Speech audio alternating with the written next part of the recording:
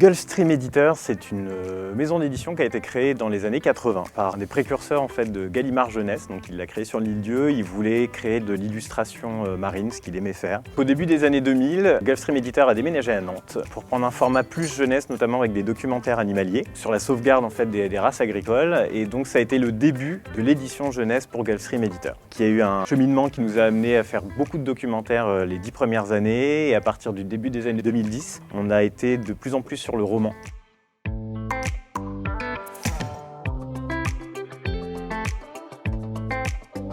Gulfstream se veut généraliste. On a quand même un cheminement en fait, dans nos réflexions et dans nos envies de publication qui nous amène à vouloir travailler sur le roman. La fiction, c'est vraiment quelque chose qui est très ancré chez Gulfstream. On trouve que justement, il y a un écho assez intéressant pour les lecteurs d'être dans l'évasion, dans l'imaginaire, tout en ayant en fait, des sous-thèmes qui vont avoir des résonances dans leur quotidien et dans leur vie.